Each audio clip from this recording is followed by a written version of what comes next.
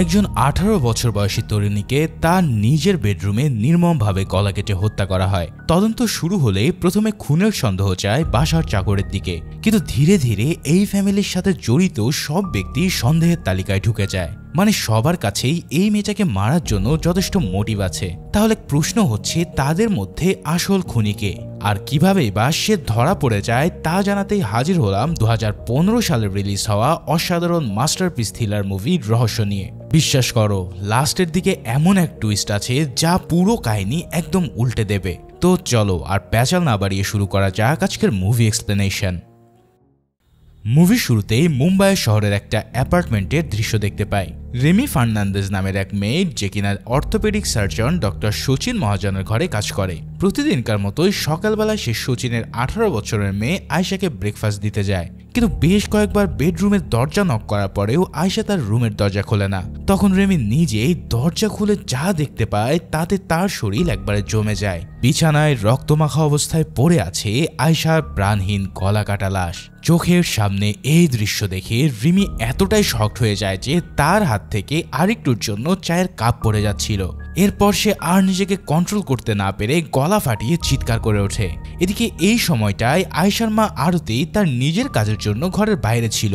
ঘরে ফেরার পর বিল্ডিং এর নিচে বেশ কিছু লোকের জমায়েত দেখে সে বেশ ঘাবড়ে যায়। তারপর নিজের অ্যাপার্টমেন্টে ঢুকেই সে দেখতে পায় যে তার ঘরের ভিতরে পুলিশ এবং তার স্বামী সচিন নিজের গালে হাত দিয়ে সোফায় বসে আছে। কিছু একটা হওয়ার আশ পেয়ে সে যখন সচিনকে ব্যাপারটা কি তা জিজ্ঞেস করে, তখন তার গলা দিয়ে যেন কোনো স্বরই বের হয় না। অনেক কষ্টে সে আয়শার নাম উচ্চারণ করলে আরতি বুঝে যায় যে তার মেয়ের কিছু একটা হয়েছে।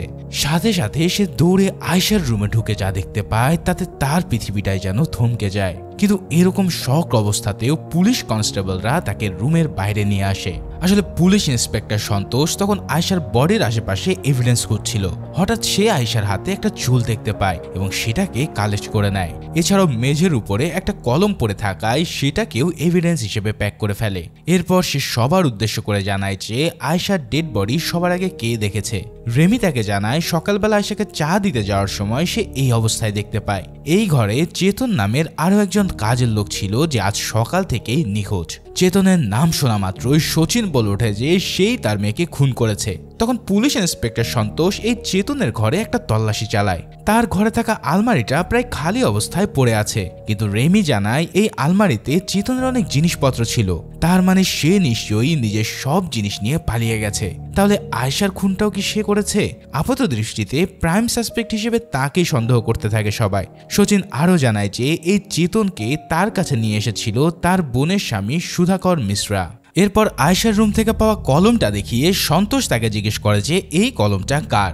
তখন সচিন রেমির দিকে এক নজরে তাকিয়ে জবাব দেয় এই কলমটা হয়তো আয়শারই হবে। কিন্তু সন্তোষের কথা হলো যে এমন দামি কলম কোনো স্কুল স্টুডেন্টের হতে পারে না। তার এই কথা শুনে সচিন কিছুটা রেগে গিয়ে বলে যে চৈতনকে তাড়াতাড়ি খুঁজুন, নাহলে সে দ্রুতই ফারার হয়ে যাবে। তখন সন্তোষ তাকে পুলিশের সাথে নিচু গলায় কথা বলার আদেশ দেয়। এরপর তাদের সবাইকে পুলিশ স্টেশনে ডেকে আরেক দফা জিজ্ঞাসাবাদ করা হলে আরতি কান্না জড়িত কণ্ঠে জানায় যে সে নিজেও সচিনের মতন একজন অর্থোপেডিক সার্জন। একটা সার্জারির অপারেশন করার জন্য সে গতকাল পুনে গিয়েছিল, আর আজ সকালে সেখান থেকে ফিরে এসে নিজের মেয়ের এই অবস্থা দেখতে পায়। এখন তাকে শকড অবস্থায় দেখে সন্তোষ আর কিছু জিজ্ঞাসা না করে তাকে ছেড়ে দেয়। তারপর সচিনকে ডাকা হলে সে জানায় গত রাতে সে ড্রাঙ্ক অবস্থায় রাত 12টার দিকে বাসায় ফিরেছিল। টায়ার্ড এবং ড্রাঙ্ক থাকায় বিছানায় শোয়ার সাথে সাথে সে ঘুমিয়ে পড়ে। আজ সকালে মেরির চিৎকারে ঘুম থেকে ওঠার আগ অব্দি রাতে কি ঘটেছিল সে কিছুই জানে না। সন্তোষ তাকে মেডিকেল চেকআপের জন্য পাঠিয়ে দিয়ে বিল্ডিং এর ওয়াচম্যানকেও ডেকে প্রশ্ন করে। ওয়াচম্যান প্রথমে ভয়ে আমতা আমতা করলেও তার মুখ থেকে একটা খুবই ইম্পর্টেন্ট তথ্য বেরিয়ে আসে। রিয়াজ নুরানি নামের একজন রাত 11টার দিকে আয়শার বাসায় এসেছিল। সচিন যখন রাত 12টার দিকে ঘরে ফিরেছিল তখন তার 10 মিনিট পরে রিয়াজও বাসা থেকে বেরিয়ে যায়। ওয়াচম্যান পরিষ্কার দেখতে পেয়েছিল যে হাতের রক্তমাখা জখম নিয়ে সে দৌড়ে পালিয়ে যাচ্ছে। তার মানে চেতনের পাশাপাশি এই রিয়াজও তাদের সন্দেহ তালিকায় ঢুকে পড়ে। এদিকে পুলিশ চেতনের হিস্ট্রি চেক করতে গিয়ে তার নামে অতীতে ক্রিমিনাল রেকর্ড দেখতে পায়। তখন সন্তোষ পাটনা পুলিশের কাছে তাকে খোঁজার জন্য তল্লাশি চালানোর অনুরোধ জানায়। এদিকে সচিনের বাসার নিচের ডাস্টবিন থেকে রক্তমাখা একটা শার্টও উদ্ধার হয়। অন্যদিকে সন্তোষ নিজের টিম নিয়ে রিয়াজ নুরানির বাসায় গিয়ে দেখে যে সে বাসাতে নেই। তার বাবা মা তাকে জানায় যে গত 2 দিন ধরে সে বাসায় ফেরেনি। তবে এটা নাকি তার জন্য খুব নর্মাল ব্যাপার, কারণ তাদের ছেলে প্রায় বাড়ির বাইরে থাকে। এছাড়াও তার সাথে আয়শার কি সম্পর্ক ছিল সেটা জানতে চাইলে রিয়াজের বাবা উত্তর দেয় যে আমার ছেলে তো অনেকগুলো গার্লফ্রেন্ড, সবার খবর নেওয়ার সময় কি আমাদের আছে? মানে এমন মনে হয় যে যেন তার বাবার কাছে এই ছেলের উচ্ছৃঙ্খলতা খুবই নর্মাল। কিন্তু যখন সন্তোষ তাকে বলে যে আয়শার মৃত্যুর সময় রিয়াজ তার ঘরে ছিল, তখন তাদের চোয়াল ঝুলে পড়ে। এরপর সন্তোষ তার টিম নিয়ে বস্তির ভিতর থেকে সুধাকর মিশ্রাকে পাকড়াও করে ফেলে। লোকটা বারবার বলতে থাকে যে গত 2 দিন ধরে সে চেতনের চেহারায় দেখেনি, কিন্তু তবুও পুলিশ তাকে টেনে হেসড়ে নিয়ে যায়। এরপর সন্তোষ তাকে এক দফা রাম ধোলাই দিয়ে চেতনের খবর জানার চেষ্টা করতে থাকে, কিন্তু বেচারা সুধাকর স্রেফ তার হোম অ্যাড্রেস ছাড়া আর কিছুই দিতে পারে না। এদিকে পোস্টমর্টম রিপোর্ট আসার পর ফরেন্সিক ডাক্তার সন্তোষকে জানায় যে আয়শার মৃত্যু ঠিক রাত 12:30 নাগাদ ঘটেছে। তার শরীর থেকে পাওয়া আঁচড়ের চিহ্ন দেখে বোঝা যায় যে খুনের সাথে তার ধস্তাধস্তি হয়েছিল। ডাক্তার আরও জানায় যে এই রিপোর্টে কিছু ইন্টারেস্টিং তথ্য আছে যা কেবল রিপোর্ট পড়েই বোঝা যাবে। এদিকে সচিনের মেডিকেল চেক আপের পরে তার শরীরেও কিছু আঁচড়ের দাগ পাওয়া যায়। সচিন আর আরতি ততদিনে তাদের অ্যাপার্টমেন্ট ছেড়ে আরতির বাবার বাড়িতে চলে আসে, কারণ পুলিশ তাদের ঘরটাকে সিল করে রেখেছিল। কিন্তু সেখানেই পুলিশ শ্রাদ্ধের অনুষ্ঠানের মাঝে সচিনকে ধরে নিয়ে যায়, কারণ আয়শার পোস্টমর্টম রিপোর্ট এবং ঘর থেকে পাওয়া সব এভিডেন্স অনুসারে এখন সেই নাকি প্রাইম সাসপেক্ট। তাই অ্যারেস্ট করার পর পুলিশ তাকে কোনো কথা বলার সুযোগ না দিয়ে সোজা আদালতে চালান করে দেয়। সেখানকার প্রসিকিউটর প্রথমে সেই শার্টটাকে উপস্থিত করে যেটা ডাস্টবিন থেকে পাওয়া গিয়েছিল। এই রক্তমাখা শার্টটা সচিনের হলেও তাতে লেগে থাকা রক্ত ছিল রিয়াজ নোরানির। তাছাড়াও আয়শার বডিতে পাওয়া আঁচড়ের দাগগুলো সচিনের, এবং সচিনের শরীরে থাকা দাগগুলোও আয়শারই আঁচড়। এছাড়াও আয়শার হাত থেকে যে চুল পাওয়া গেছে সেটাও ছিল সচিনের। এছাড়াও পোস্টমর্টম রিপোর্ট থেকে সবচেয়ে গুরুত্বপূর্ণ যে তথ্যটা সবার সামনে আসে তা হলো আয়শা আসলে 1 মাসের অন্তঃসত্ত্বা ছিল। তো প্রসিকিউশনের মতে ডক্টর সচিন সেদিন রাতে ড্রাঙ্ক অবস্থায় বাসায় ফিরে আয়শার সাথে রিয়াজকে দেখতে পায়। অলরেডি নেশায় থাকার কারণে তার মেজাজ চড়ে গিয়ে সে রিয়াজের উপরে হামলা করে বসে। তখন রিয়াজ জখম অবস্থায় পালিয়ে যেতে সক্ষম হলেও সমস্ত রাগ গিয়ে পড়ে আয়শার উপর, আর হিতাহিত জ্ঞান হারিয়ে সচিন তাকে খুন করে দেয়। তারপর সে নিজের রক্তমাখা শার্ট ডাস্টবিনে ফেলে দিয়ে এভিডেন্স লুকানোর চেষ্টা করে। এছাড়াও চেতন তিওয়ারিকেও সে টাকা দিয়ে কিছুদিনের জন্য গায়েব হয়ে যেতে বলে। এদিকে পাটনা পুলিশ তার এলাকায় চিরুনি অভিযান চালালেও তার কোনো টিকিটই খুঁজে পায়নি। তো সব প্রমাণ এদিকে ইঙ্গিত করে যে সচিনই হলো তার মেয়ের খুনি। কিন্তু সচিন নিজেও বারবার বলতে থাকে যে যখন সে ড্রাঙ্ক থাকে তখন তার কিছু মনে থাকে না। এখন সেদিন রাত্রের কোনো কিছু তার মনে না থাকলেও সে এতটুকু অন্তত বলতে পারে যে সে তার মেয়েকে খুন করেনি। তবে প্রসিকিউশনের এই অকট্ট যুক্তির বিরুদ্ধে ডিফেন্সও তেমন আর কিছুই বলতে পারে না।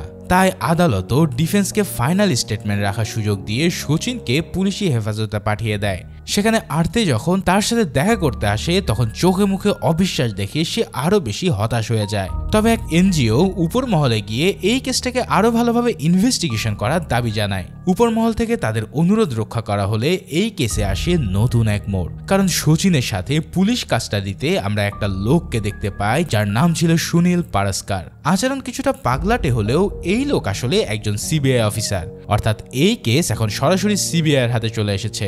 সচিনের সাথে দেখা করা মাত্রই সুনীল তার সাথে মজা করতে শুরু করে। আসলে তার অ্যাটিটিউড কিছুটা চিল টাইপের। নিজের বুদ্ধি খোলানোর জন্য সে সবসময় আক্রোশ চেবাতে থাকে, কিন্তু বেচারা সচিনে তার জোকগুলোতে মোটেও হাসি পায় না। তার উপর সুনীল তাকে বলে যে আয়শার গলায় ছুরি চালানোর ধরনটা একেবারে প্রফেশনাল এবং স্ট্রেইট। এখন এই কাজ সচিনের মতন প্রফেশনাল সার্জারের পক্ষে যথেষ্ট সহজ, কিন্তু সেই রাতে তো সে নেশা পানি করেছিল, তাহলে এত নিখুঁতভাবে আয়শার গলা কাটলো কে? তার মানে আবার এই না যে সুনীল তাকে সন্দেহ তালিকা থেকে একেবারে বাদ দিয়ে দিচ্ছে, সে তার কাছে আবারও সবকিছুর খুঁটিনাটি জানতে চায়। কিন্তু সচিন আগের বারের মতোই সেই একই জবাব দিয়ে বলে যে তার কিছুই মনে নেই। তখন সুনীল রেগে গিয়ে তাকে বলে যে তোমাকে দেখতে অনেক সহজ সরল মনে হলেও ভেতরে ভেতরে আছে জিলাপির প্যাচ, আর সেই ব্যাচ ছাড়িয়ে আমি তোমার প্যান্ট খুলে ছাড়বো।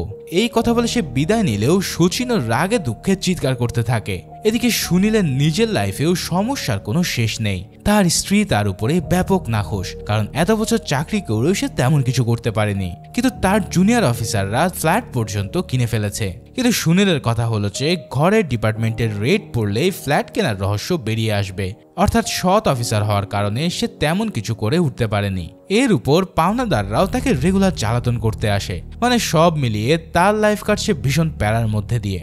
যাই হোক, এর মধ্যেও সে আয়েশার মার্ডার কেসটাকে খুব গুরুত্বের সাথে দেখতে শুরু করে। প্রথমে সে তার অ্যাসিস্ট্যান্ট পারভেজকে নিয়ে আয়েশার রুমটা বেশ ভালো করে তল্লাশি চালায়। সেখান থেকে সে একটা ভাঙা ব্রিফ কেসও খুঁজে পায়। হয়তো এই ব্রিফ কেস দিয়ে ধস্তাধস্তির সময় কারোর মাথায় আঘাত করা হয়েছিল। এছাড়াও বিছানায় রক্তের দাগ ছাড়া সেখানে আর তেমন কিছুই পাওয়া যায় না। তবে শেষের দিকে এসে সুনীল সেই ব্রিফকেসের ভিতর থেকে একটা সার্জিক্যাল ছুরি উদ্ধার করে। ফরেন্সিক টেস্ট করানোর পর সেই ছুরি থেকে সচিন আর আয়েশা অর্থাৎ দুজনেরই আঙুলের ছাপ পাওয়া যায়। তবে মজার ব্যাপার হচ্ছে সেই ছুরির উপরে রক্তের কোনো ট্রেস ছিল না। তার মানে এই ছুরি ব্যবহার করার পর হয়তো সেটাকে ধুয়ে ফেলা হয়েছে। এছাড়াও বিল্ডিং এর ওয়াচম্যান যে সেদিন রাতে টয়লেটে বসে সিগারেট খাচ্ছিল সেটাও সুনীল ধরে ফেলে। এরপর সে অনেকটাই আনপ্রেডিক্টেড ভাবে সচিনের বন্ধু ডক্টর হ্যান্সেলের সাথে দেখা করতে যায়। তার রুম থেকে কিন্তু আয়েশার রুমটা একবারে পরিষ্কার দেখা যাচ্ছিল।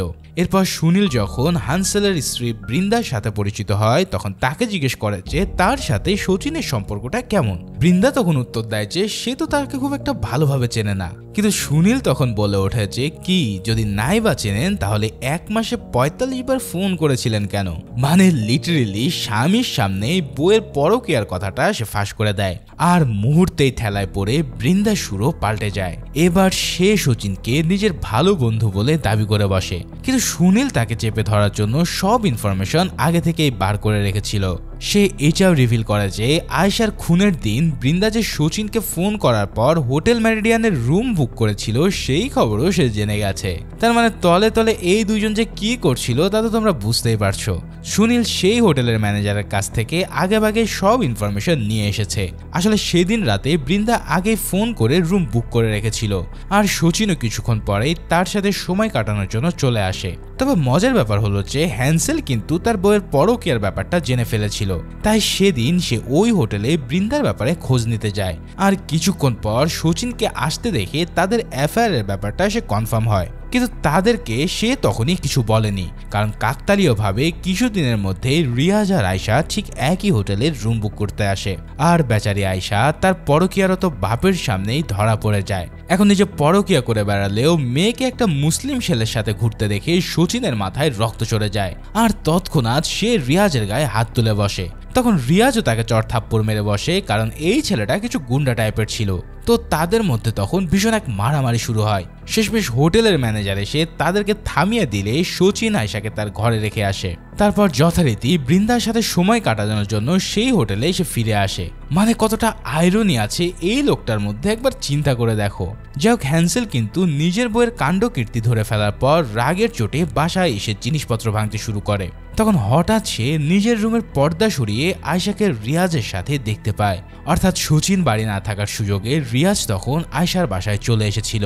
ব্যাস, হ্যান্সেল তার প্রতিশোধ নেওয়ার এক সুবর্ণ সুযোগ পেয়ে যায়। সে ফোন করে সচিনকে ব্যাপারটা জানিয়ে দিলে সচিনও রেগে মেগে হোটেল থেকে বাসায় ফিরে আসে। তারপর সুনীলের অনুমান অনুসারে রিয়াজ আর সচিনের ভিতরে আরো একটা মারামারি হয়েছিল, কিন্তু আয়েশাকে কে খুন করেছে তা কিন্তু এখনো ক্লিয়ার না। যাক, হ্যান্সেল কিন্তু এই সমস্ত কাহিনী একবারে অস্বীকার করে বসে। এমনকি সে কৌশলে সুনীলকে ঘুষও অফার করে। তবে তার ধমক খেয়ে সে চুপ করে যেতে বাধ্য হয়। আর সুনীলও তাদেরকে কোর্টে সাক্ষী দেওয়ার জন্য রেডি থাকতে বলে। এবার সে আয়েশার মা আরতির সাথেও দেখা করতে যায়। তার সাথে কথা বলে সে জানতে পারে যে আরতিও বৃন্দাকে একবারে পছন্দ করে না। তবে হয়তো সে তার স্বামীর সাথে বৃন্দার অ্যাফেয়ারের কথা জানে না, কিংবা জেনেও হয়তো না জানার ভান করছে। সর্বশেষ সেই বাড়ির মেয়ে রেমির সাথেও টুকটাক তার কথা হয়। যখন সে তাকে বারবার মিসেস বলে ডাকছিল তখন রেমি জানায় সে আসলে মিসেস না, বরং মিস, অর্থাৎ রেমি এখনো অবিবাহিত। যাক, রিয়াজের ব্যাপারে খোঁজ নিতে গিয়ে সুনীল জানতে পারে যে এই ছেলে ছিল 1 নম্বরের বদমাশ। সে এক প্রকার জোর করে ভয় দেখিয়েই আয়েশার সাথে রিলেশন কন্টিনিউ রেখেছিল। তার কিছু গুন্ডা আর বদমাশ সাঙ্গপাঙ্গ রয়েছে যারা নিয়মিত ইফটিজিং করে বেড়ায়। সুনীল এদেরকে ইফটিজিং করা অবস্থাতেই হাতে নাতে থানায় ধরে নিয়ে আসে। এবার সেই ছেলেগুলো তাকে বলে যে কোনো আইন ছাড়া আপনি এভাবে আমাদেরকে ধরে আনতে পারেন না। তখন সে তাদের মধ্যে একজনের ঘাড় ধরে টর্চার রুমে নিয়ে যায়। সুনীল সিবিআই অফিসার হলেও সে সহজে কারো গায়ে হাত তোলে না। তাই ছেলেটাকে মারার বদলে সে পাশে থাকা একটা পুতুলের উপরে মারতে থাকে। আর ছেলেটাকে সে ভীষণ মার খেয়ে ব্যথা পাওয়ার অ্যাক্টিং করতে বলে।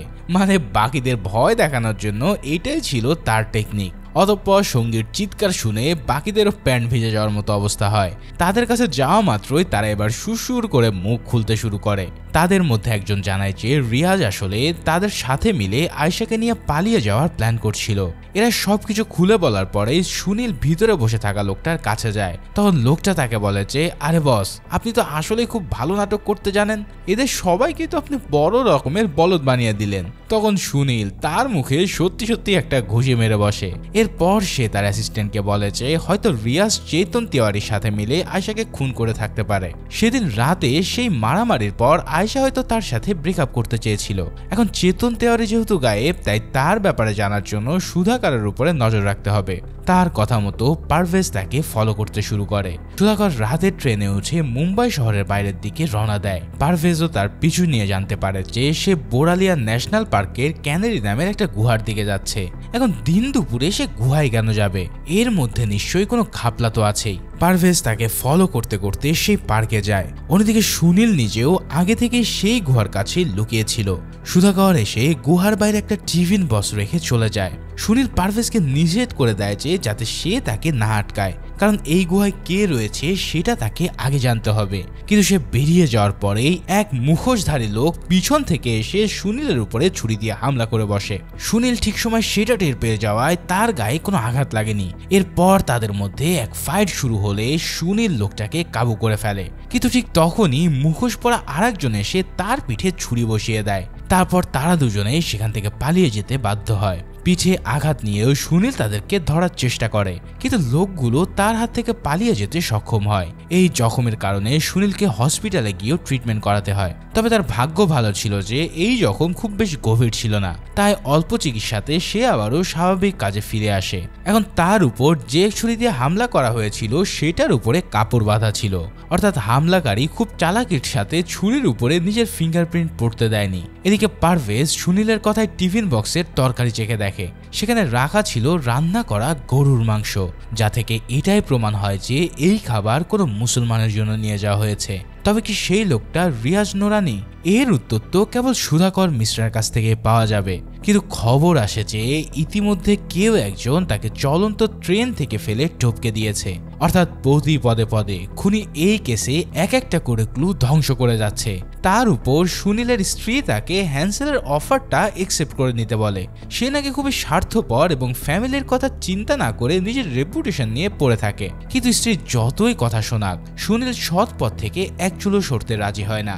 এবার সুনীল আর পারভেজের হাতে আসে একটা বড় লিড। রিয়াজের এক বন্ধুর উপরে নজর রাখতে গিয়ে তারা জানতে পারে যে তার সাথে এখনো রিয়াজের যোগাযোগ আছে। লোকটা তার মায়ের কথায় তাকে বাড়ি ফিরে আসার জন্য অনুরোধ করে যাচ্ছিল।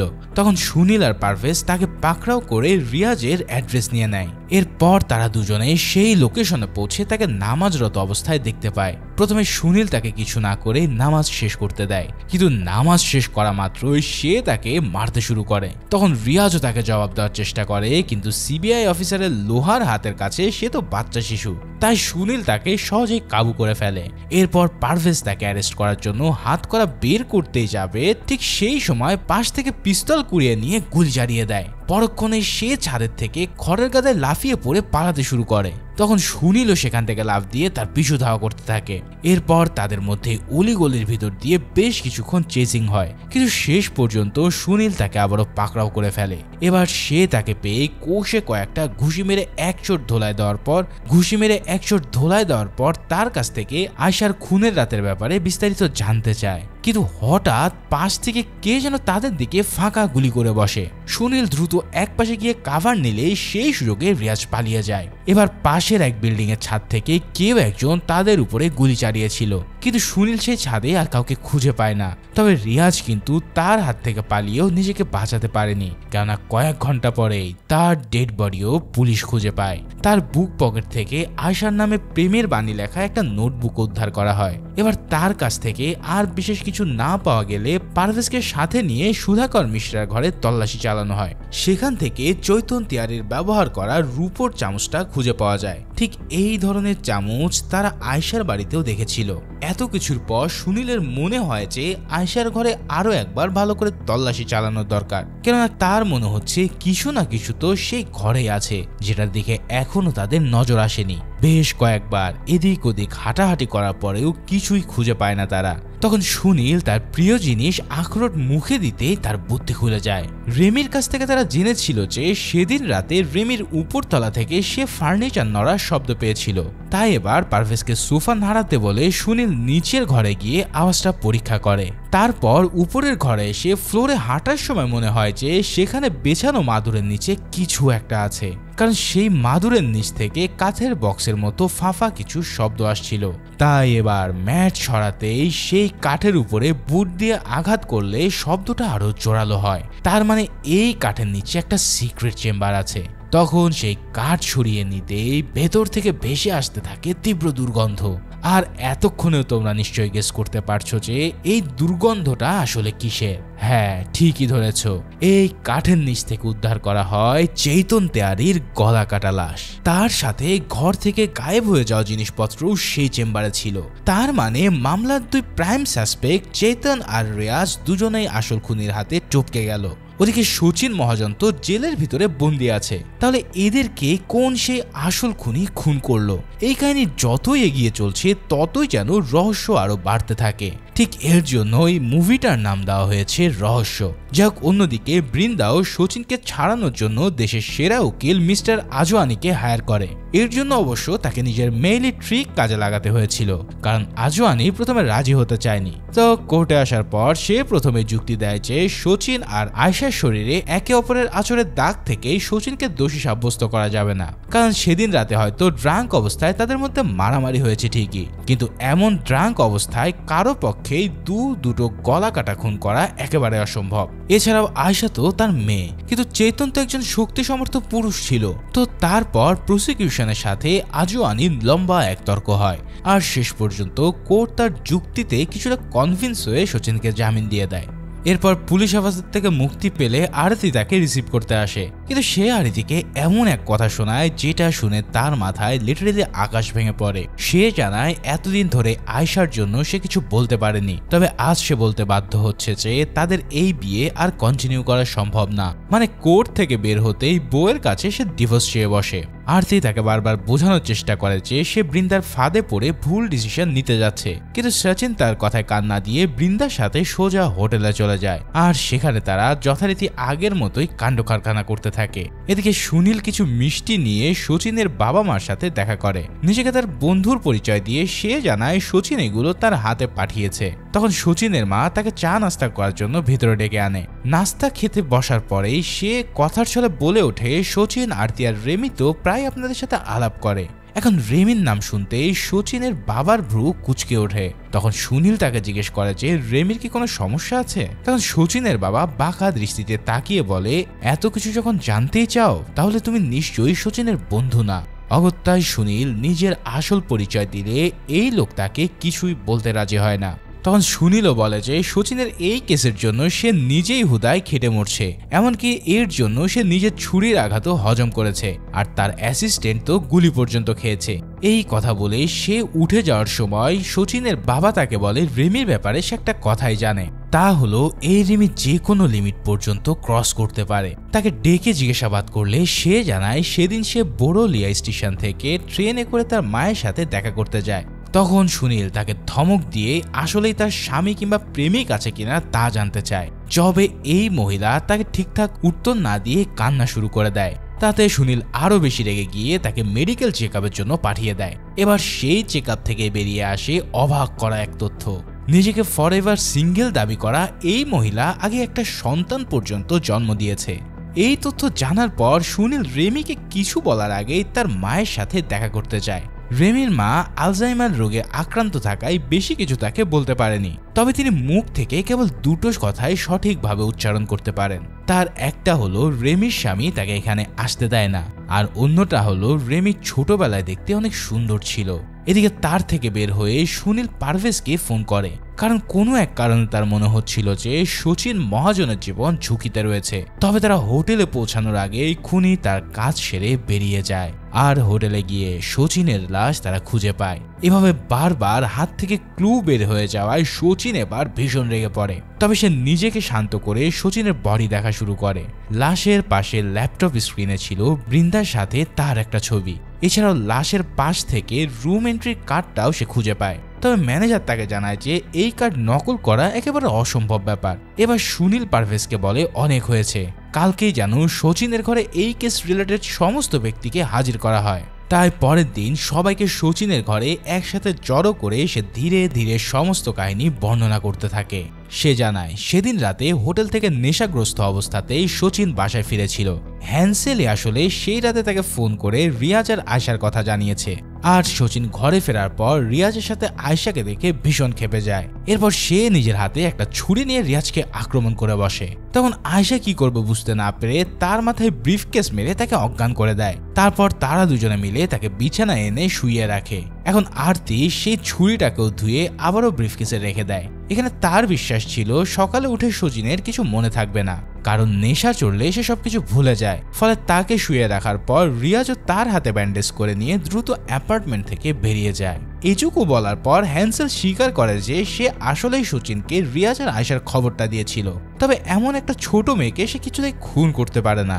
তার ধারণা বৃন্দারও সেই সাহস নেই যে সে কাউকে খুন করবে। তাহলে প্রশ্ন হচ্ছে খুনটা করলো কে? হ্যান্সেলের মতেন এই খুনটা করেছে শচীনের মেইড রেমি ফার্নান্দেজ।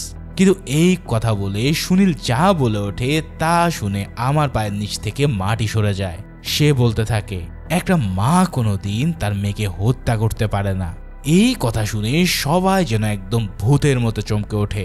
তখন সুনীল এক্সপার্ট গোয়েন্দাদের মতো বলতে থাকে পুরো কাহিনী। আসলে ছোটবেলা থেকে রেমি আর শচীনের মধ্যে শারীরিক সম্পর্ক বজায় ছিল, কিন্তু ভিন্ন ধর্মী হওয়ার কারণে সে তাকে বিয়ে করতে পারেনি। এদিকে তার স্ত্রী আরতি মেডিকেল চেক আপ করিয়ে জানতে পারে যে আরতি কোনোদিনও মা হতে পারবে না। অন্যদিকে রেমিও তখন শচীনেরই সন্তানের মা হতে চলেছে। ব্যাস, এই অনাগত সন্তান তার জন্য সমস্যার বদলে আশীর্বাদ হয়ে আসে। তাই সে খুব সূক্ষ্মভাবে প্ল্যান সাজিয়ে সেই অনাথ আশ্রম থেকে বাচ্চা দত্তক নেওয়ার নাম করে আরতির কোলে নিজের বাচ্চাকেই তুলে দেয়। এখন এই ব্যাপারে সুনীল এতটাই শিওর হওয়ার কারণ হলো রেমির মায়ের ঘরে সে 18 বছর বয়সী রেমির ছবি দেখতে পেয়েছিল, যেটা দেখতে হুবহু আয়শার সাথে মিলে যায়। সুনীল যখন এতটুকু বলে তখন আরতি আর রেমির অ্যাকশন দেখে বোঝা যায় যে আসল কাহিনী। যাই হোক, মূল কাহিনীতে আবারও ফিরি। তো শচীন রেমির কোল থেকে আয়শাকে নিয়ে আসার পর নার্স হায়ার করার নাম করে তাকে নিজের ঘরে নিয়ে আসে। এতে করে সে আরতির অনুপস্থিতিতে রেমির সাথে সময় কাটায় এবং তাকে তার মেয়ে আয়শার কাছেও থাকতে দেয়। যদিও আয়েশা শচীন আর আরতির মেয়ে হয়ে বড় হচ্ছিল, তবে সে ন্যাচারালি রেমির কাছে থাকতেই বেশি পছন্দ করত। এই সব কিছুতে আরতির সন্দেহ হলে শচীন এই ব্যাপারটা খুব এক্সপার্টলি হ্যান্ডেল করে। মানে এই লোক যে কত দিক থেকে খেলা দেখিয়েছে তার কোনো ইয়াত্তা নেই। তো এভাবে সবকিছু একেবারে ঠিকঠাকই চলতে থাকে। কিন্তু আরতি একদিন শচীন আর রেমিকে অন্তরঙ্গ অবস্থায় দেখে ফেলে। ব্যাস, তার এতদিনের সন্দেহ এবার পুরোটাই বিশ্বাসে বদলে যায়। এতটুকু বলার পর সুনীল বলে উঠেছে, আরতি ম্যাম, আপনি না সার্জারি করতে সেদিন পুনে গিয়েছিলেন, কিন্তু এই সার্জারি তো ইমার্জেন্সি হওয়ায় সেদিন একজন জুনিয়র ডাক্তারই করে ফেলেছিল। এই কথা শুনে আরতিও ব্যাপারটা স্বীকার করলে সে মেজাজ দেখিয়ে বলে যে আয়শার খুনের সাথে এটার কিসের সম্পর্ক। তখন সুনীল জিজ্ঞেস করে যদি সম্পর্কই না থাকে তাহলে তো রেগে যাচ্ছেন কেন। এবার সে আবারও কাহিনীর পুরো অংশটা বলতে শুরু করে। আরতি বাসায় ফিরে গোসল করতে গিয়ে শচীন আর রিয়াজের মধ্যে এই গোলমালের শব্দ শুনতে পায়। তখন সে শচীনের পুরো ফ্যামিলির উপরে বদলা নেওয়ার সুযোগ পেয়ে যায়। এর ফলে রিয়াজ চলে যাওয়ার পর প্রথমে সে আয়শার ঘরে ঢুকে ব্রিফকেস থেকে ছুরি বার করে। এরপর সে ঘুমন্ত আয়শার গলায় নিজের এক্সপার্ট হাত চালিয়ে একটা ক্লিন কাটে তার গলা কেটে ফেলে। আরতি কিন্তু সুনীলের মুখে এই কথা শুনে আরো বেশি যেতে যায়। তবে মহিলা কনস্টেবল এসে তাকে এবার একেবারে চুপ করে দেয়। এরপর সুনীল জানায় আরতি যখন আয়শাকে খুন করে রুম থেকে বের হচ্ছিল তখন চেতন তেওয়ারি তাকে দেখে ফেলে। এইখানে আরতি তাকে টাকা দেওয়ার লোভ দেখিয়ে সেই টাকাকে সোফার পিছনে লুকাতে বলে। এখন চৈতন এই কাজ করতে গেলে সে পিছন থেকে তার গলা চেপে ধরে তাকে উপরে পাঠিয়ে দেয়। তারপর সে তার বডিকে ফ্লোরে কাঠের নিচে লুকিয়ে রাখে। আর ঠিক এই কারণে সেখান থেকে সোফা সরানোর শব্দ সেদিন রেমি নিজের রুম থেকে শুনেছিল। যাই হোক, চেতনকে গুম করার পর শচীনও এই কেসে পুরোপুরি ফেসে যায়। এইটুকু কাহিনী বলার পর ইন্সপেক্টর সন্তোষ বলে ওঠে, এই কেস তো একেবারে ঠুনকো একটা কেস, কারণ যদি আরতি এদেরকে মেরেও থাকে তাহলে সুধাকর মিস্টার রিয়াজকে মারল কে? হ্যাঁ, সুনীল কিন্তু এই 2 লাইন বেশি বোঝা ইন্সপেক্টর সন্তোষকেও ডেকে এনেছিল। এবার তার মুখ থেকে এই কথা শোনার পর সুনীল বলে, এদেরকে তো তুই মেরেছিস। আসলে আরতি সন্তোষের কাছে সাক্ষী দিতে আসার সময় কান্নার ছলে তাকে টাকা দিয়ে কিনে নেয়। এর জন্যই সন্তোষ শচীনের উপর দায় চাপিয়ে কেসটাকে যত দ্রুত সম্ভব শেষ করতে চেয়েছিল। তবে রিয়াজ একদিন এসে জানায় যে শচীনই হচ্ছে আয়শার আসল খুনি, আর সে তার উপরে আয়শার মৃত্যুর বদলা নিতে চায়। তখন সন্তোষ আরতিকে খবরটা জানিয়ে দিলে সে রিয়াজকে দমিয়ে রাখতে বলে। যদি শচীন কোনোভাবে এই কেসে ফেসে যায় তাহলে তার উপরে দোষ চাপানো যাবে। তাই সন্তোষী রিয়াজকে সেই পার্কের গুহাটাতে লুকিয়ে থাকতে বলে। আর সুধাকর মিশ্রাকেও সে ভয় দেখিয়ে রিয়াজের কাছে খাবার পাঠানোর জন্য রাজি করায়। কিন্তু সুনীল আর পারভেজ সেই পার্কে পৌঁছে গেলে প্রথমে রিয়াজ আর তারপর সন্তোষ সুনীলকে মারার একটা চেষ্টা করে, কিন্তু তারা দুজনে ব্যর্থ হওয়ায় সন্তোষ সুধাকর মিশ্রাকে শেষ করে দেয়, কেননা সুনীলরা তাকে দেখে নিয়েছিল। তারপর সে রিয়াজকেও গুলি করে খতম করে। অন্যদিকে আরতি সেদিন হোটেল মেরিডিয়ানে ডিভোর্স পেপার সাইন করানোর নাম করে শচীনের সাথে দেখা করে। ঠিক এর জন্যই এন্ট্রি কার্ড ছাড়াই সে ভিতরে ঢুকতে পেরেছিল। সেখানে পেপার সাইন করে বেরিয়ে আসার বদলে দরজাখানি একটু খুলেই সে আবারও ভিতরে ঢুকে যায়। তারপর ছুরি বের করে অন্য মানুষকে থাকা শচীনকে সে শেষ করে দেয়। আর এভাবেই পরিপূর্ণ হয় তার এক ভয়ানক প্রতিশোধ। তবে সন্তোষ কিন্তু এই কাহিনী শোনার পর নিজের জড়িত থাকার কথা পুরোপুরি অস্বীকার করে, কিন্তু সুনীলও তাকে সিবিআই ডিম থেরাপি দেওয়ার জন্য পাঠিয়ে দেয়। আর অন্যদিকে আরতিকে এই সবগুলো খুনের অভিযোগে তাকে অ্যারেস্ট করে নিয়ে যাওয়া হয়। কিন্তু তখনই তাকে ধরে নিয়ে যাওয়ার সময় পিছনে ফিরে তাকিয়ে তার দেওয়া শয়তানি হাসি দেখে বোঝা যায় যে সুনীলের সম্পূর্ণ ব্যাখ্যাটাই পুরোপুরি সঠিক। আর মুভির শেষ সিনে আমরা দেখতে পাই যে কোর্ট আরতি মহাজনকে এই খুনের দায়ে মৃত্যুদণ্ড দিয়েছিল। তবে সে এর বিরুদ্ধে সুপ্রিম কোর্টে আবেদন করায় কেস এখনো চলমান রয়েছে। তো ফাইনালি একেবারে এক্সপার্ট গোয়েন্দার মতন সুনীল এই কেসটা সলভ করে দেয়। আর ঠিক এই সিনের মধ্যে দিয়েই এই অসাধারণ সাসপেন্স থ্রিলার মুভিটা এখানেই শেষ হয়। তো ভিডিওটা কেমন লেগে থাকলো তা অবশ্যই আমাকে জানিও। আর ভালো লেগে থাকলে একটা লাইক, কমেন্টস ও সাবস্ক্রাইব করে রেখো। দেখা হচ্ছে পরের কোনো ভিডিওতে, সেই পর্যন্ত আল্লাহ হাফেজ।